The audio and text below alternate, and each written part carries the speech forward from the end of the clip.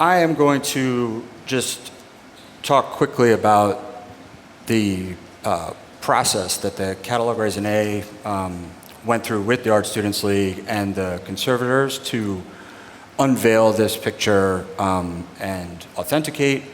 And I'll give you sort of a window into a lot of Benton's process, his painting methodology, and that will be a good bridge to some of the things that the other panelists are going to talk about.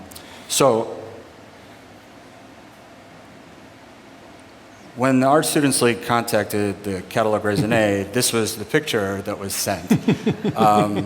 So obviously the work at a certain point, you can see when you walked up that there's some paint loss.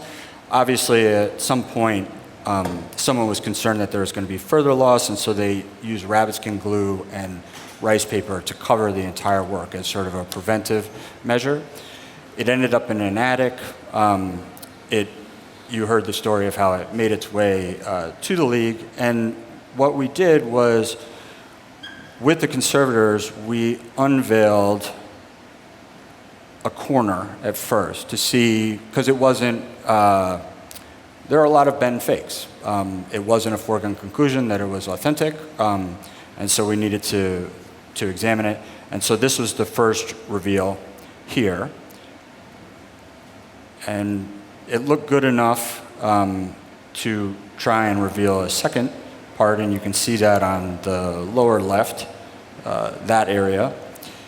And Henry and I felt confident enough with the other members of the expert committee to go for it. At that point, we were pretty sure that it was authentic Benton. Andrew, can I just ask, you just don't rip those sheets off, right? No. I mean, can you say like a little bit more about how you, working with the conservator, how you gradually, do you change the temperature, or is there a chemistry element there? And I'm putting you on the spot. We didn't test this. No, from you don't rip the paper off. Right. From what I understand, it was a mixture of various chemical methods to soften the rabbit skin glue, but a large portion of it, if not all, was mechanical. And so it was extremely time-consuming. So just that one corner would have taken, over the timeline, would have taken a couple of months at least of very dedicated work. A couple of months for that corner? Yes, indeed. So it was very exacting work, because also it was unclear whether the paint was going to come off with the rice paper and the rabbit skin glue. But so we have this work here, and it was supposedly a demo work that Benton did while he was teaching at the League. And understanding Benton is sort of knowing the way that he builds paintings and some of the things that he explored throughout his career. And he did abstractions and color studies and various explorations where he arrived at what we know as regionalism, which is generally what people think of Thomas Hart Benton. This is a very good example of regionalism. This is likely circa 1934, Arkansas. It's African-American sharecroppers probably, and this is their Sunday church. And so in our records, we have this, which is the location is unknown, but it was on grisaille, oil on paper of the same picture. And it was titled Sunday Morning. So that was further evidence bolstering the authenticity of this picture as we were going through the initial process. And then this picture is actually in the Benton Family Trust. This one is called Prayer Meeting. And it has an earlier circa date, but I have a feeling it's sort of all in the same range. And this picture is the closest in style to this one. This is very much a study. It's focusing on forms and color and just sort of the layout of the composition. It's also likely that this is exactly the same medium. in the way that it's painted. And so this is the lithograph Sunday Morning, which was done in 1939, which this is most likely thematically a study for. And Benton, he used, his lithographs were very often, almost always, were paintings that he had already done. Occasionally they were used as studies for a painting that he would do, but he would circle around a subject matter and arrive at this. And so there are a couple like this. There's Sunday Morning. This is another one that's related called Prayer Meeting, which is later in the 40s, but he sort of stuck with this subject matter. And this, just to show you where we end up, this is the finished painting. There is no known finished painting for Sunday Morning, but this is Wednesday Night Meeting is similar. It has a lithograph. There are known studies for it, but this is where he would arrive in the process of his methodology. I just wanted to show these leading up to the end of what's coming after here, because it leads in nicely. These are drawings that Benton did in the late teens and early 20s as part of an essay he wrote for Art News, then The Arts, called Mechanics of Organization and Form. And they are his treatise on composition and painting theory. It's about movement and energy, rhythm, all of these things. He gets very deep into the weeds with it. And if you look, one of the things we'll end up getting to is Pollock. If you look at some of these drawings, you can start to see where Pollock might have had some inspiration for his drip pictures. These are other studies. The reason I wanted to show this is the one on the bottom right-hand corner. It just shows you, it relates to just the way that he's painting this as sort of a study. He's blocking in his forms and the composition. These are just another example. These often surprise people. These are works that Benton did throughout his career, actually. The first two are from the 1920s, and then the third one is actually from 1944, but he would return to these abstractions throughout his career as sort of again, as a way to just return to thinking about composition and form aside from the American scene pictures. And then, again, just to give you an idea of sort of the breadth of his work, this is the Constructivist Still Life was actually at the Forum exhibition in 1917 and was sort of a heralded picture. And at the time, Benton was sort of a hot new modernist in New York. And then the watercolor is part of a series of synchronist works that he did in 1918 while he was in the Navy down in Norfolk, and there you have the nice color palette. And then sort of lastly, in just giving you a broad picture of how he arrived at regionalism and the way that he crafted his paintings, probably the most interesting part of his process was that when he was studying in Paris in the late teens, he discovered that Tintoretto had made preliminary maquettes as a way to essentially work out the composition of the painting before painting it. So he would use his preliminary drawings to create a clay model like the one that you see here, and then he could paint as many studies or versions as he wanted from the actual model. And so when you see these clay models, which there are not many because he destroyed most of them, you can see that the character of his figures in particular and the landscapes, like a lot of the way that his pictures flow, they have a clay-like quality. It's because literally he was painting the clay. And just to give you the sense, this is Wayne Cotton, which is in the Yale Art Gallery. But I mean, just to go back, he took the time to paint the clay model.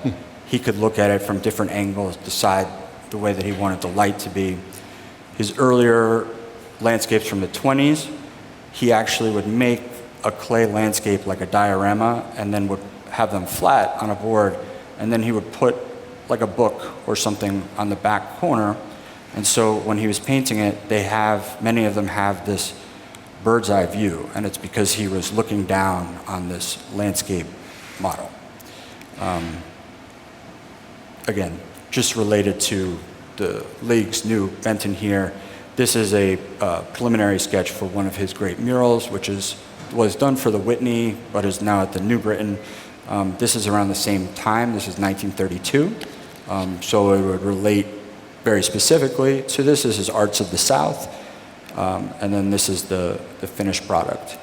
Here, if you haven't seen these murals, they're lovely. It's worth taking a trip up to see them. And that's sort of what I wanted to give you a sense, show you some things that you wouldn't think of as Benton, give you an idea of sort of how he crafted his pictures, and it ends up being relevant for the things that are going to be talked about further. Can I pitch one question at you before we hand it off to Henry, which is, do we have any sense if Benton, as an instructor here, was encouraging his students also to work out compositions in clay as they went to paint? I've never heard that, but it's unknown. Mm-hmm. It's actually a very good question. Henry, I know that there are later students from Kansas City who made clay models, and in 1989, we made contact with about 30 of Benton's former students, but most of them were from Kansas City rather than from the Art Students League. I think he probably did, and one of the things that's not so well known, but Pollock's original ambition was to be a sculptor. Right. Very good point. I think he was very interested in the physicality of the way Benton went about designing a painting. Andrew has already covered some of the stuff I wanted to do, but basically the Art Students League is obviously hugely important in the history of American art and has had major teachers from figures like Robert Henry and Arshil Gorky. I mean, you could go on and on. But surely one of the most memorable moments is when, what is this doing? Was the period when Thomas Hart Benton was the teacher of Jackson Pollock. And there's a period of 6 years where Pollock not only studied with Benton, but pretty much lived with the Benton family. These, of course, are figures who are usually thought of as very different. Thomas Hart Benton as the leader of the regionalist movement of the 1930s, Jackson Pollock as the leading abstract painter of the abstract expressionist movement. What's not usually brought out, certainly wasn't when I started my work on Benton, is that Pollock was was Thomas Hart Benton's pupil and had a lifetime relationship with him. He posed for some of Benton's paintings, so he not only was taught by Benton, but as it were, he was a presence within Benton's paintings. Here, Pollock is the person who's playing the harmonica down on the lower right. I first became particularly interested in this relationship when I did a film with Ken Burns back in 1989. We were interviewing many of Benton's students, and basically all of the students who were alive when Jackson Pollock was around remembered Jackson Pollock's late night phone calls to the Benton home. In standard biographies of Pollock, his relationship with Benton was treated as a kind of youthful escapade that was unimportant to his personality and his art, and it became clear that that was not at all the case, that Thomas Hart Benton and his wife Rita were both artistic, what's the word I'm looking for, but artistic touchstones, and also father and mother figures for Thomas Hart Benton. Pollock never graduated from high school, but his elder brother Charles Pollock was studying with Benton. Fortuitously, Pollock arrived in New York just as Benton was creating his breakthrough painting, the America Today mural, which is now in the Metropolitan Museum. And Pollock was one of the figures who did so-called action posing for that painting. Benton had made travel sketches of most of the figures in the mural, but to work out the anatomy more completely, he had his students pose for him. Pollock also was sort of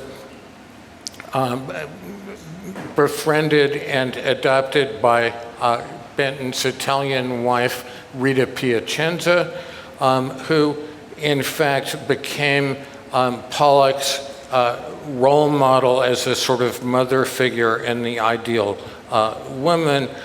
There's a amusing spoof you've probably seen of Jackson Pollock's first abstract expressionist painting, which comes when he spills spaghetti on his mother's apron, and it turns out that this is actually pretty close to the actual case, except that it was Rita Benton who took the role of Jackson Pollock's mother. And if you read biographies of Jackson Pollock, you found that he wasn't a particularly good cook, but he had mastered Rita Benton's spaghetti recipe.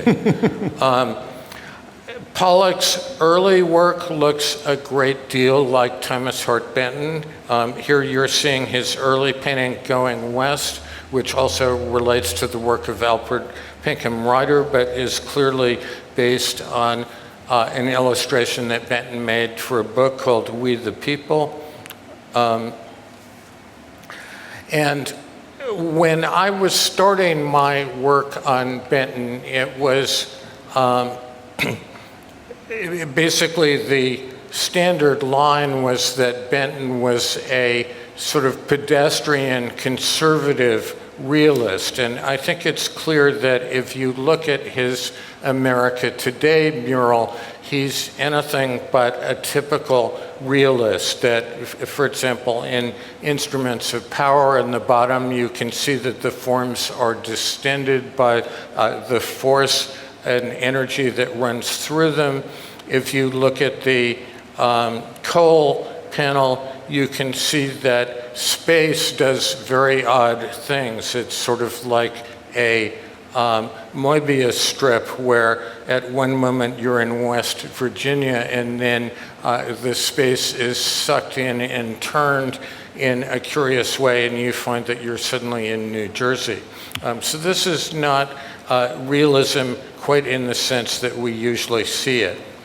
Benton was very interested in the rhythmic organization of forms, and there's a complex history of this which basically is related to a modern movement called synchronism. But basically, Benton is taking the spiraling forms of Michelangelo and extending them from a single figure to multiple figures to create a composition where there's a continuous rhythm that ties together every part of the composition. And as Andrew remarked, Benton worked out these principles in purely abstract terms in his article on the mechanics of form, form organization in painting.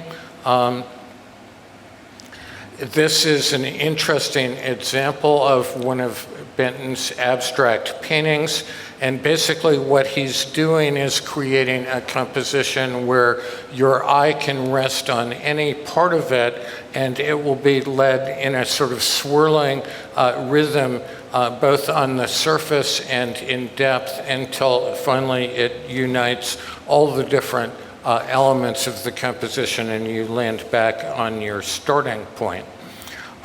Benton basically devised these abstract principles as a way of planning figural compositions. But if you look at Benton's painting next to an early painting by Jackson Pollock, you can see that Pollock is interested in pursuing exactly those principles, but in a more fluid and abstract way, and in a looser way than Benton did. And a little known aspect of Benton's work is he did quite a number of abstract ceramics in the early 1920s. This is one from 1922. Turn it all four ways and you start to have something that's pretty similar to a Jackson Pollock composition.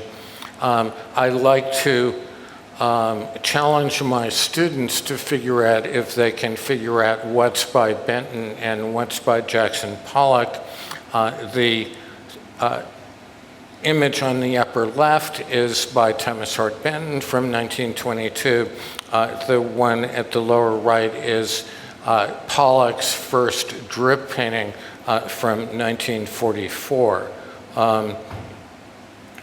Interestingly, Benton visited Pollock's first show in New York at the Peggy Guggenheim Gallery.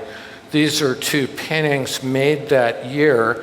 Interestingly, the one on the left by Pollock has abstract qualities, but is still a figurative painting. The one by Benton is purely abstract.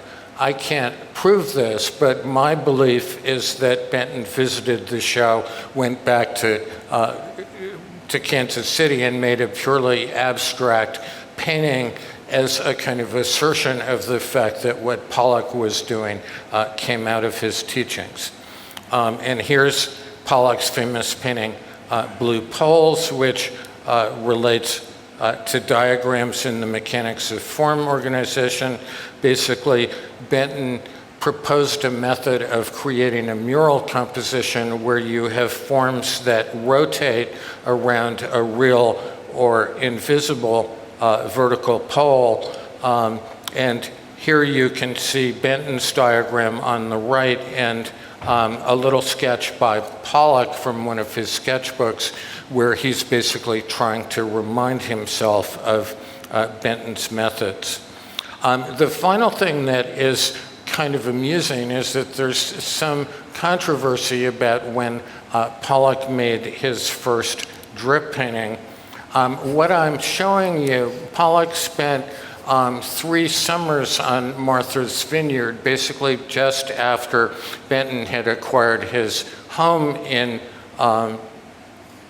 Martha's Vineyard. And we know that Pollock did house painting along with Benton's wife, Rita. This is the floor of Benton's bedroom, and it's basically a spatter painting. I think there's a good argument that this might be the first drip painting by Jackson Pollock. And that's a whole story one could go into.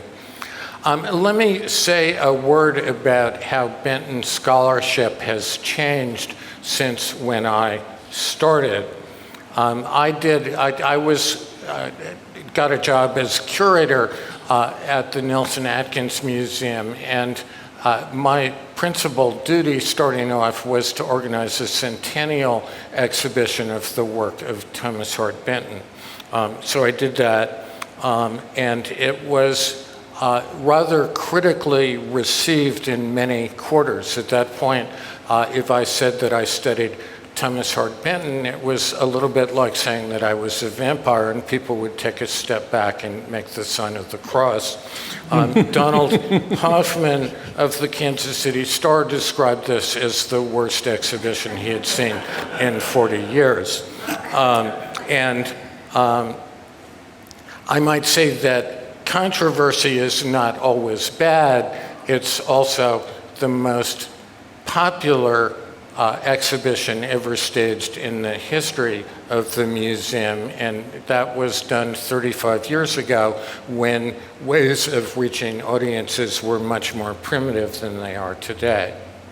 Now, a key figure in completely transforming the world of Thomas Hart Benton scholarship is Randall Griffey, who is disarmingly modest, and in fact I'm thinking of sending him to a seminar on how to be boastful that's being taught by Donald Trump. But Randall Griffey basically was the person who brought Benton's America Today mural to the Metropolitan Museum. And he's sort of the Elvis Presley of Benton scholarship. He's enormously talented, and he also caught a particular moment. And I think what's interesting, to everyone's surprise, at that time the director of the museum had never even heard of Thomas Hart Benton. But it was a very popular show. And basically, someone else would probably have screwed it up. But what he did is accurately reconstruct Benton's mural as a three-dimensional surround. It's now one of the major features in the American Gallery. Recently, the New York Times did a piece on 7 things not to miss in the Metropolitan Museum. The Benton mural was one of them. How would I say? I feel that I'm hallucinating when I read these things. But it is interesting. If you go to the Metropolitan Museum, you will always find at least half a dozen, often 10 or 20 people in the room with the Benton painting, and they tend to stay there for a long time. Some of them are people who've just wandered in off the street. Others are people who are clearly quite knowledgeable about painting, who are picking up the references to the Sistine ceiling and to other things of that sort. Excuse me, Henry, is this the same mural that floated back and forth amongst a couple of the UBS buildings over the years? Yeah, it belonged to the Equitable Life Insurance. Equitable. And in Equitable, it didn't make that much impression because they basically stretched it out in a line. And the impact of the painting depends on the fact that you're in a rather small room with these figures pressing in on you from all sides, and also in the fact that you can only see half of it at a time, but you sense what is happening behind you.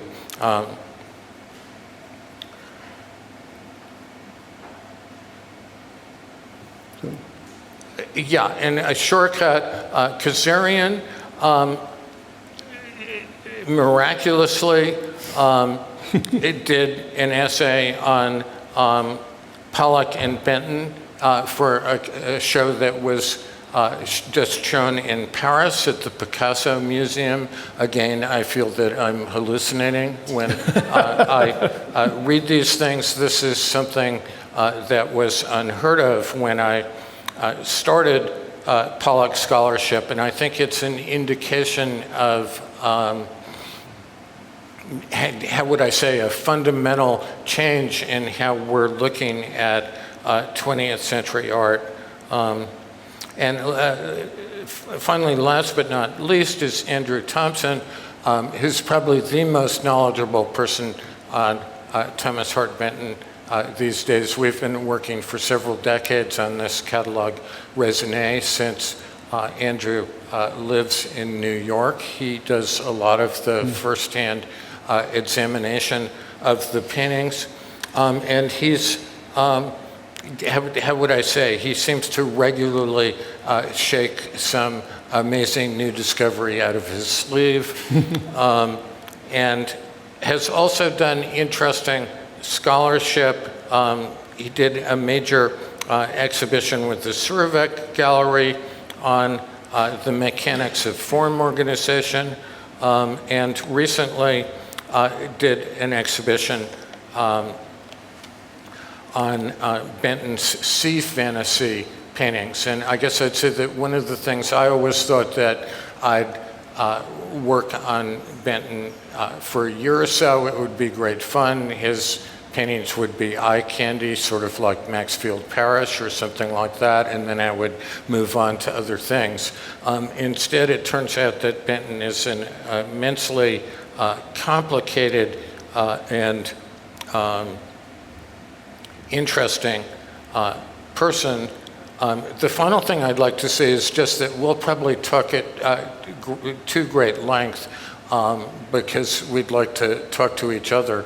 So if you want to leave, don't feel afraid to leave in an extremely noisy manner.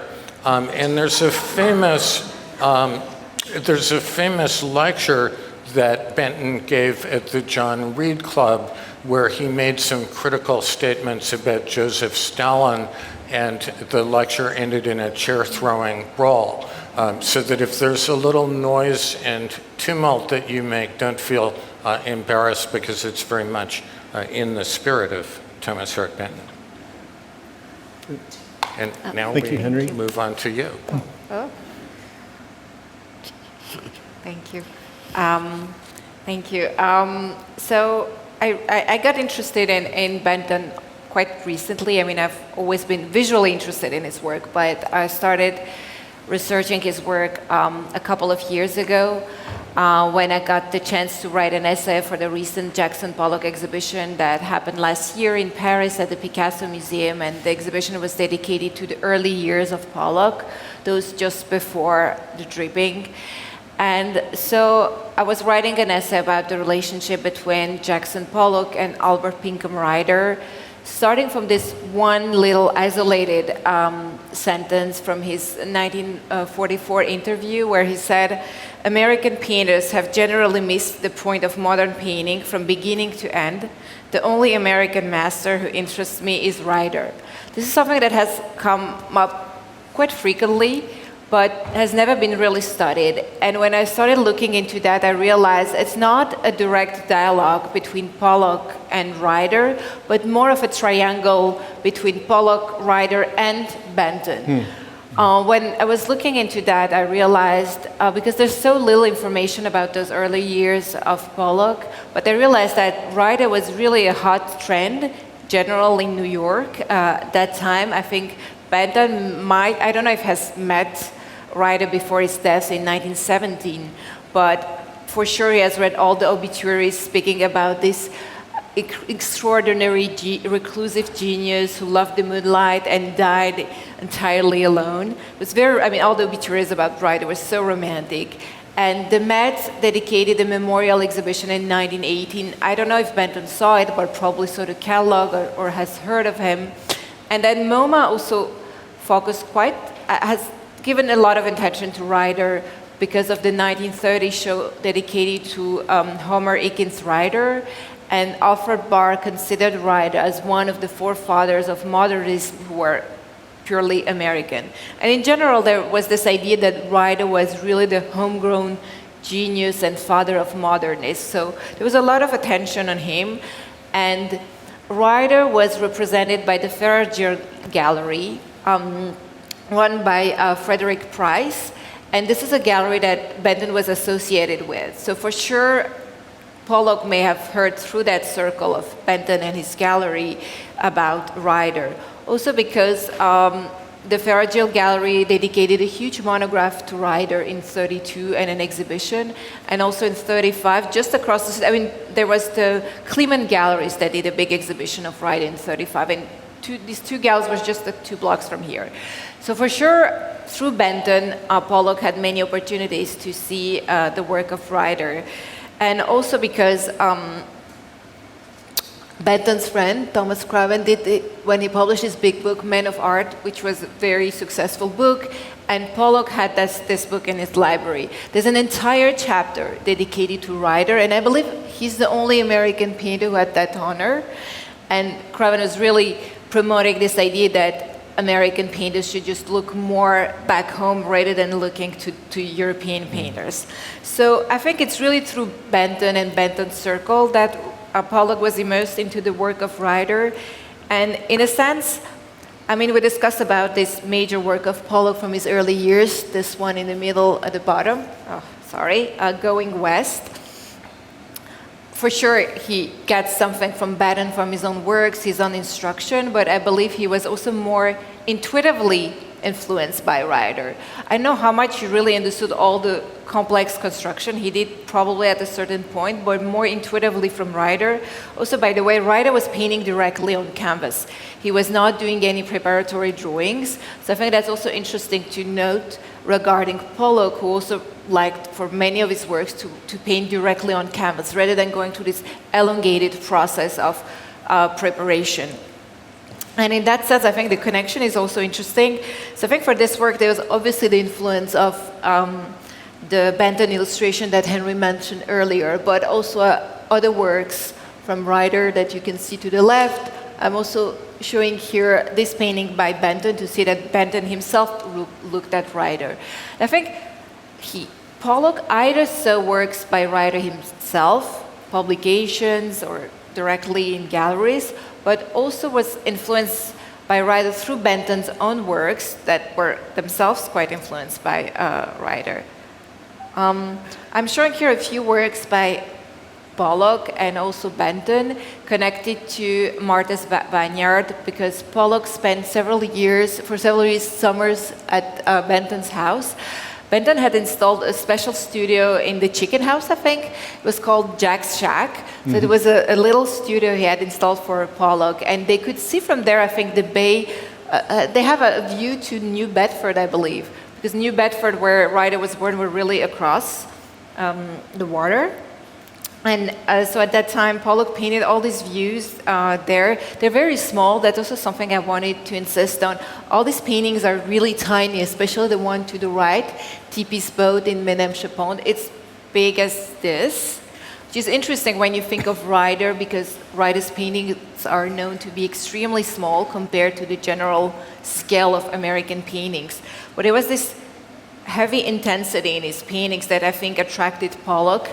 And here I've presented an example on the upper corner to the left, of a Ryder forgery, because it's very difficult to understand which specific works have influenced Pollock, because I believe a large part of his influence comes from actually forgeries and not authentic Ryders.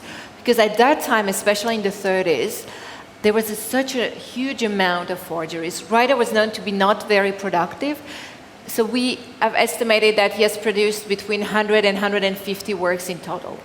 But there are about 1,000 forgeries, which means about 9 Ryders out of 10 are forgeries. So we always compare authentic works, but I strongly believe that he may have been influenced by forgeries rather than Ryders, especially with the Clement Galleries, which has displayed so many forgeries, and also the Farragill Galleries, which was really consistently promoting those forgeries. So it's very unclear, but here you can see this sort of triangle where both like Benton and Pollock were influenced by Ryder in those very intimate compositions and swirling around, concentrating. And the landscape that Pollock did on the upper right corner, it's very intense, and also Ryder had that kind of composition, very interlocked lines where there's not a sort of figure in the background. They're all very filled, very all-over composition. It's all very intense and concentrated at the same time. And I think in a certain sense, Benton encouraged Pollock to look at Ryder. There was this, I found this quote where he basically was, I don't know if it's desperate, but he said of Pollock that Jackson was out of his field. His mind was absolutely incapable of drafting logical sequences. He couldn't be taught anything. So I think it somehow connects also to Ryder. He was considered as a sort of self-taught, although he was not. He studied at the National Academy, but he was, in all the essays written about him, he was almost considered as someone who never had any influence from Europe, although not entirely true, but this is how he appeared, really as a homegrown, self-taught American painter. So Pollock came really as a sort of, in this continuity of this sort of local, homegrown artist who has basically not any influence, no instruction, all those sort of mythology that was built around them. I think what is interesting is that when Pollock mentions Ryder as the only American master that he respects in his 44 interview, it's also an interview where he says that basically he has reacted against Benton. This is what he says, that he was a personality strong enough to react against, and which was very exciting to him. And I think that's quite of interesting because I think in merit to this triangle between Benton, Pollock, Ryder is that Pollock got Ryder from Benton, but at some point he kind of kept Ryder, but also rejected Benton because in a certain way Ryder was also the opposite of Benton, more intuitive, also more emotional, more intimate. So I think that's a sort of triangle that's very interesting also to look to a larger scale to Zoe's career. I'm going to stop here. I think the triangulation is a good way to think about it. Is that the end of your slides? Or Wanted this one? What's next on cue? That's it. I think Okay. it's your slide. Oh, that's my slide. It's your slide. So I don't have a presentation per se. I think we now just begin to open it up. Henry is exceedingly generous when he talks about my impact on Benton studies because, in truth, the Met had already accepted the America Today mural as a gift from Equitable, from AXA, actually, as it was known then by the time I started. But the Benton legacy, of course, at the Nelson Atkins is long and deep, partly due to Henry's. I'm going to return your generosity, Henry. And then I was an assistant and associate curator at the Nelson Atkins, although we didn't overlap at the Nelson Atkins, but I was using your files a lot.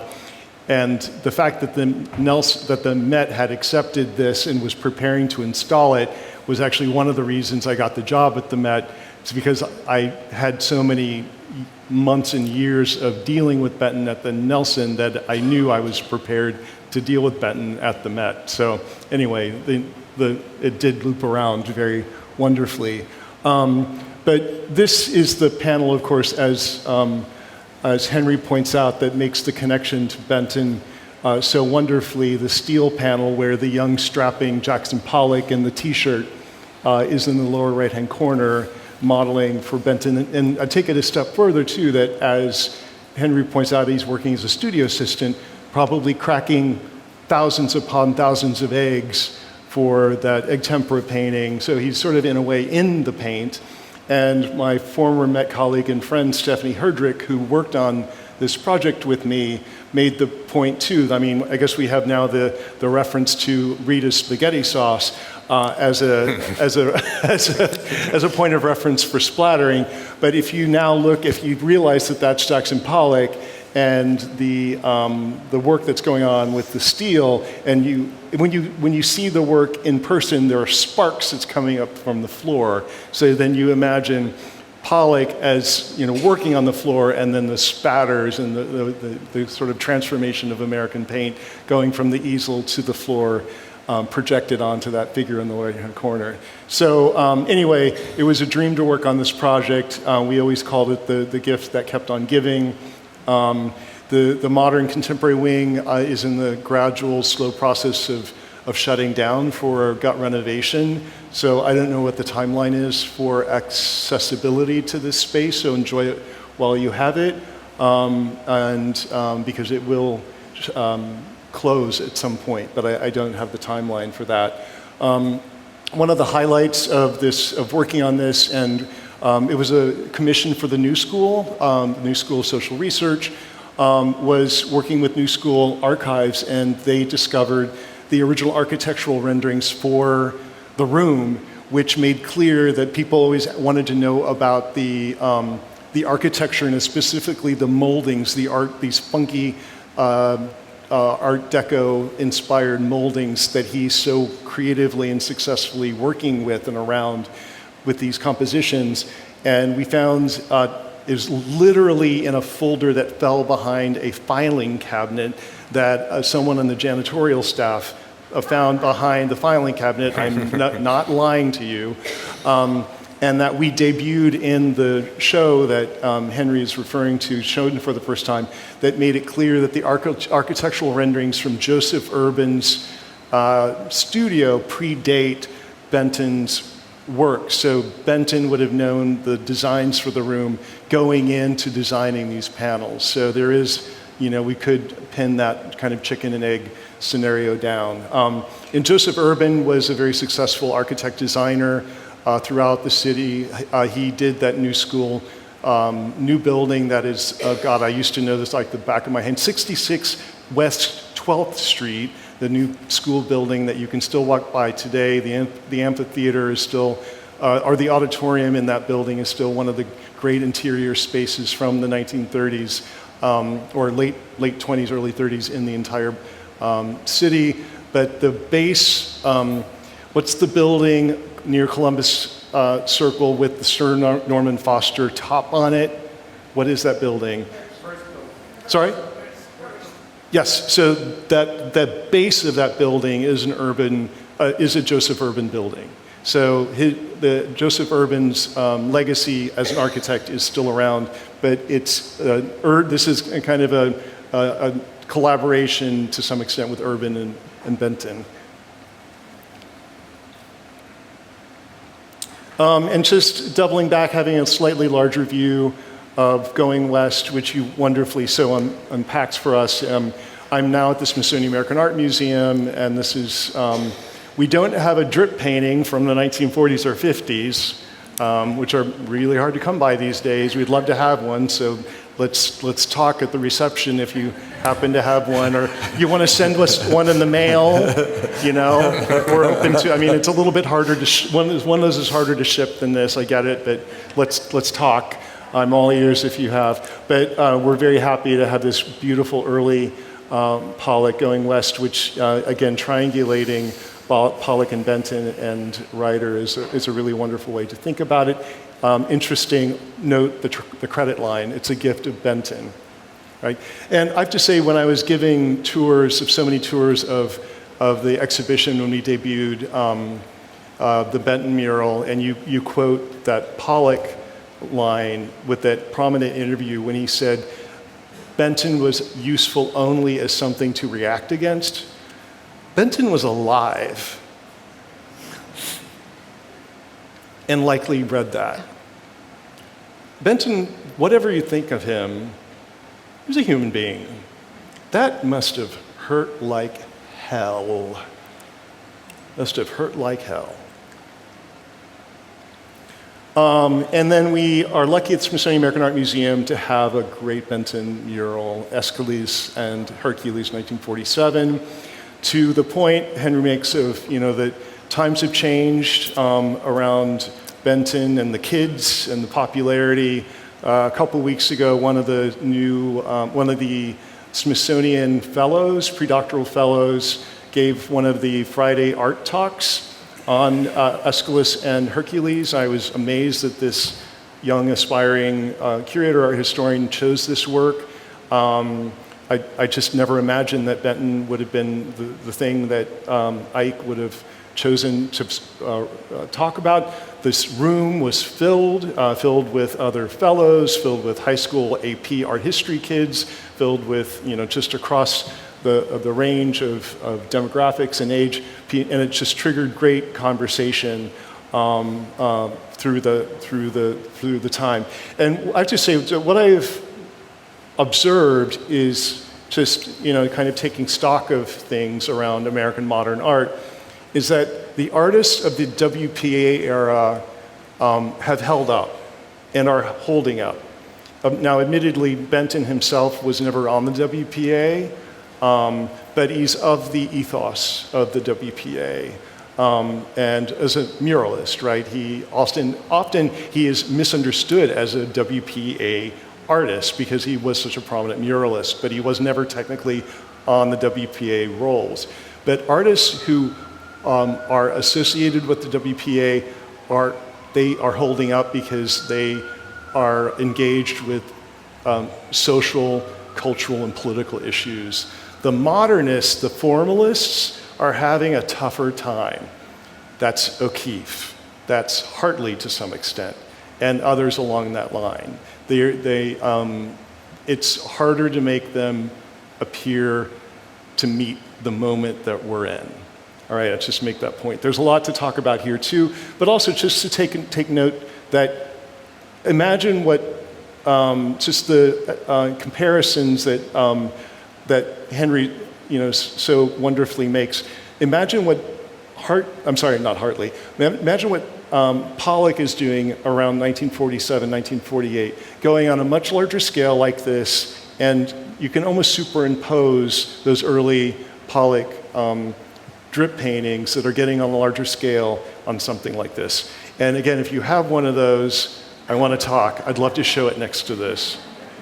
And so one of the wonderful things, and I'm so glad that Esther caught this and fit it into the mural at the Smithsonian American Art Museum was a commission for a Kansas City department store, and I love this story. It was a commission for the Hartsfield department store in Kansas City that went defunct in 1984, and through a number of twists and turns, it came into the collection of what was then the National Museum of American Art, now the Smithsonian American Art Museum. We're going to be shutting down the second floor entirely this fall in advance of looking ahead to a reinterpretation of the entire second floor, which is the early 18th through the early 20th century for July of 2026, which is the 250th anniversary of the Revolution, which is going to be very much differently inflected given the political situation that we're in now, but stay tuned. But one thing we're going to do with the Benton, which we can't fit it on any other wall, is we're actually going to raise it on the wall. It's currently just hung right at eye level, but because he conceived of it and executed it with a low vantage point for the viewer in mind, we're going to do our best to approximate it because it was originally over a bank of elevators you see here. Can I? Yes, please. I encourage everyone to Google Thomas Hart Benton photographing the bull. It's one of his largest paintings, easel paintings, and it's actually him doing a painting of the photographer doing the reference photograph for the bull in this mural. Yeah, and it's a really cool painting. The former director of the Smithsonian American Art Museum, Betsy Bruin, told me just last night that the guy who modeled for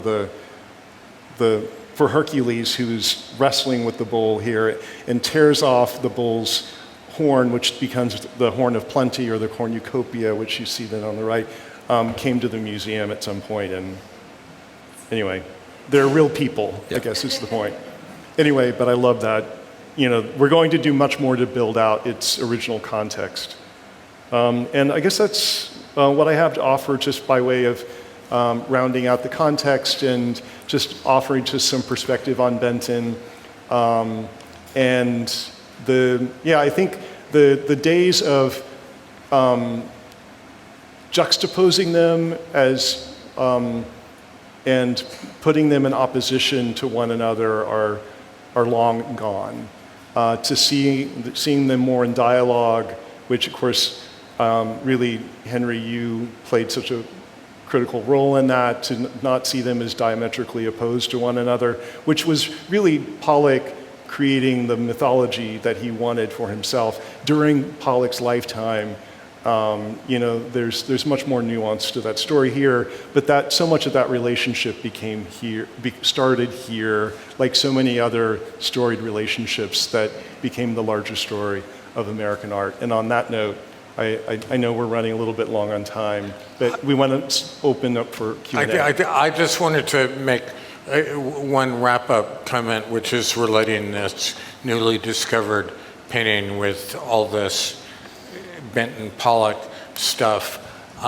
Benton was principally devoted to making very large mural paintings, and he painted them incredibly quickly. His Indiana mural is 14 feet high and 350 feet long, and he painted it in 62 days, which is the same as doing an easel painting 6 by 5 feet in size and doing one a day for 62 days in a row. Why he was able to do that is because he was very analytical about thinking of every aspect of the composition. One of the challenges of a mural painting is that you're standing 3 feet away and you're trying to imagine what it looks like from 20 feet away. Benton basically got all that in his head so that he could, and he basically is working out the composition as an abstract design, as a sculptural model, and then he's doing studies both in grisaille and in color, and also doing careful anatomy drawings of the individual figures. When you look at a painting like this, essentially what Benton is doing is analyzing the composition of the more complicated painting that he's going to make. And there is an element, certainly when I was new to Benton scholarship, I looked at paintings like this. They have a certain childish quality, but that's the kind of muscular analysis that Benton is going through that then enables him to do these mural paintings with such confidence and with such speed. Thank you to our wonderful panelists. This was so fascinating. Thank you all so much.